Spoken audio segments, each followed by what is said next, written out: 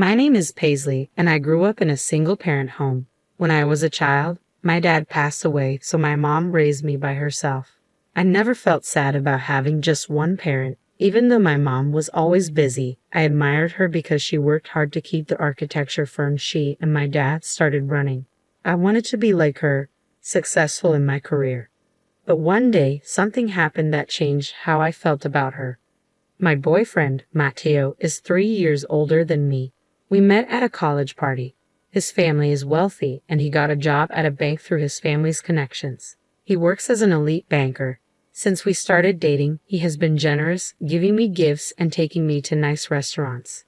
He can be a little indecisive sometimes, but he's kind and a great guy. Recently, Matteo and I talked about getting married. I just graduated from college this spring and started working, so getting married right away is difficult. Plus, I want some time for myself, but we both think it would be nice to start a family together soon. Today, I'm meeting Matteo's parents to get to know them and talk about our plans to marry. It's my first time visiting their home. To make a good impression on his wealthy, middle-aged parents, I worked hard on my outfit, hairstyle, and makeup to look charming but natural. I want them to see me as a good match for Matteo. With these thoughts, I headed toward the front door to leave the house. "Mom, I'm heading out. I'm going to visit Matteo's house today," I said. "Oh, right. Make sure to be polite," my mom, who was working from home, said, looking up from her computer. "I know. See you later," I said, leaving the house feeling excited. After taking a train and a bus, I arrived at Matteo's house in the neighboring town. It's a huge house like something out of a fairy tale. I had Matteo tell me his parents' favorite cake shop beforehand, and I bought a cake there. I rang the doorbell. "Ah, Paisley, we've been expecting you." "Welcome," Matteo greeted me with a gentle smile as I stepped inside. When I entered the living room, I realized how spacious and grand the house was. The decor was elegant and fancy, making me feel the wealth of Matteo's father, who is a bank executive. "Nice to meet you. My name is Paisley," I said, feeling a bit intimidated but still smiling and bowing my head to greet them. "Welcome, Paisley. We're pleased to meet you. Please have a seat. I'll prepare some tea, so please wait a moment," Matteo's mother said warmly. "Paisley, I'm Matteo's father. Welcome to our home. Please make yourself comfortable," said my future father-in-law. Matteo's parents were kind just as I imagined. They seemed like a perfect family in a fairy tale. We started talking over the tea and cake I had brought. His mother was a great talker, and his father was a good listener. Matteo joined in sometimes and nodded along to my stories. I thought this happy time would last forever, but everything changed when we talked about my family. "So, you lost your father at the age of 5, and then your mother raised you alone? Paisley, she must be a wonderful woman. I respect her as a fellow mother. The fact that you've become such a wonderful woman is a testament to your mother's upbringing. We need to learn from her as parents," Matteo's mother said, praising my mom and me. "Yes, my mother is indeed my role model," I replied, feeling hopeful about having a good relationship with Matteo's family. But then Matteo's mother changed her tone. "However," she said, "coming from a single-parent household and being self-employed, I'm afraid it's not quite suitable for you to become Matteo's wife." Matteo's father nodded in agreement, adding, "It's a matter of trust and stability. We're concerned about potential financial issues and the reliability of such a background." I was shocked. They had just praised me, and now they were calling me unsuitable. I didn't know what to say and instinctively turned to Matteo for support. "Mom, Dad, not this again. What does it matter, her family situation? It's a minor fact," Matteo defended me. But his parents wouldn't listen to him. "No matter the reason, we can't trust a family with only one parent. We'd be troubled if we were asked to lend money because of financial difficulties," Matteo's father said, looking more serious. "Besides, it's not common for a single mother to be able to send her daughter to college. It makes us suspicious if there was another man's support involved. We can't accept a loose woman as a family member. Our family has been bankers since my grandfather's time," Matteo's mother said. Her words hurt even more because they weren't outright insults. Matteo tried to argue back, but he couldn't convince them, and they ended up arguing among themselves. "We can accept that you're just dating her for fun, but you should consider the impossibility of marrying her. The lifestyle levels are too different between you and this girl. I think you'll end up breaking up due to differences eventually, Matteo's father concluded. Matteo couldn't argue back. He just listened to his parents quietly. Finally, he turned to me with his head bowed. I'm sorry, Paisley. I can't marry you after all, he said. What? Just because I'm from a single-parent family, do I have to give up marrying you? I asked, feeling devastated. I don't want to say this either. Please don't blame me, Matteo replied, his voice strained. You knew about my family situation for a long time, didn't you? You even met my mother.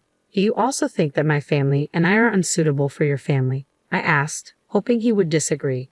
Matteo, who usually struggled to make decisions in situations like this, said nothing. His silence was the clearest answer. He must have thought that marrying me wouldn't be a good match, just like his parents said. I felt sad. I never thought that not only his family, but even Matteo would reject me just because I come from a single-parent household. Paisley, please just go home, he finally said with a strained voice. Honestly, I didn't want to stay there a second longer either. I'm leaving. I'm sorry for the trouble, I said. No one tried to stop me. They probably felt relieved that I left. With tears streaming down my face, I retraced my steps and went straight back home. When I got home, my mother noticed my tears and asked me what happened. There was no point in lying to her. She knew where I had been and what I was doing. It felt like I was dishonoring my mother's way of life, and I really didn't want to tell her. But I told her everything. As expected, my mother was infuriated by the harsh treatment I had received. Well, so that's the kind of family they are. It seems like your boyfriend Matteo was just going along with them. Certainly, a marriage with a guy like that wouldn't last long, so I think it's better not to marry him, she said, trying to comfort me. Mom, I began, but she continued.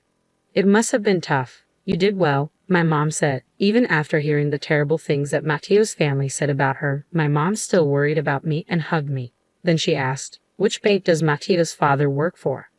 I remembered the name of the bank clearly because Matteo often bragged about it. When I told my mom, she seemed to understand.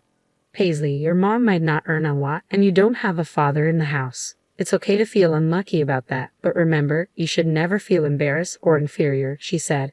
After your father left, I raised you always believing this, so I will never forgive Matteo and his family, she added. Even though I had cried my eyes out on the way home, tears began to well up again. My mom's words reminded me of something important. I love my mom very much. I admire her hard work, and I want to be just like her someday. It's ridiculous to deny my admiration for her for the sake of Matteo and his family, who dismiss it for such a trivial reason. The next day, my mom said to me, I checked, and as I thought, our company does have dealings with Matteo's father's bank. I don't want to deal with a bank where the father of a man who dumped my daughter so harshly works, so I'm going to cancel the contract. I'll explain the whole situation. I don't know what will happen, but if they say trust is important, let's make sure they understand that they no longer have my trust. Mom called the bank right when it opened, bypassed the loan officer, and asked for the branch manager. Branch manager, she began. We're terminating our dealings with you. Yes, I'm sorry it's so sudden, but it seems that one of your officers has severely mistreated my daughter. If you're willing to hear the details, I'd be happy to come and explain it personally. What do you say? She finished. I overheard my mom's conversation just before I went to work. I knew she was going to terminate the contract, but I didn't know what would happen next. I didn't understand what it meant until a few days later when I got a call from Matteo asking me to meet him at a nearby park. When I arrived, Matteo and his parents were there. His parents were glaring at me. Matteo asked me in a troubled voice. My dad suddenly got fired, and when I asked why, they said it was because of my girlfriend. What on earth have you done, Paisley? In that moment, I understood everything. What it means to sever a contract and what it means for a banker to lose trust. It all became clear to me. If someone who lends and borrows money based on trust loses that trust, they essentially lose their livelihood. If there's a cause that erodes the vital trust from customers, it must be eliminated. In other words, his father was expelled from the company as the root of all evils that undermine trust. What I discovered later was that Matteo and his father, just like they did with me, looked down on customers who they considered poor, causing them all sorts of problems. It seemed it was only a matter of time before they were fired. The final straw was just a call from my mother. This wasn't something I accomplished through my own strength. I don't possess such power, but it was something my family did for me. I should tell them this proudly and confidently. You insulted my mother, so she retaliated with her power, I stated. Matteo's father responded incredulously, What? There's no way a company run by the parents of a poor girl like you could have enough influence to get me fired just by filing a complaint. Indeed, the company run in my parents' name isn't that large, but my mother's influence isn't limited to just one design office she runs. Even without direct involvement in management, she holds a position that allows her to influence companies, I replied. Now, I can fully understand the meaning of all the transactions my mother had with the bank at the time. I'm sure it's something like this. My mom's company itself isn't large. However, my mom is also registered as a non-executive director in several companies my grandfather runs. So what it means to have enough influence over you guys is that all contracts with my grandfather's companies were also terminated. I listed a few of the companies my grandfather manages. The color drained from his father's face quickly. That's ridiculous, he muttered. There's nothing strange about it, I said. After all, he's my grandfather, right?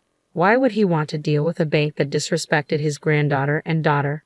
It seemed they finally understood why they were fired so suddenly.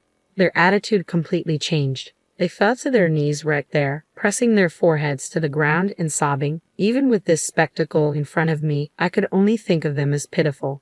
Matteo clung to me, begging, Paisley, I'm sorry for everything. I was truly serious about wanting to marry you. I just thought you should go home for a while because my parents were being difficult. He was making excuses, trying to save himself. But I was done with him. I shrugged off his weak arm and told him, my mom is amazing, isn't she? She's my role model. I don't want anything to do with you anymore. I really hate you now for disrespecting her. I'm going home because my mom worries. Goodbye, and please never contact me again. I turned and walked away. Too weak to chase after me, he could only watch silently as I left, kneeling on the ground just like his parents.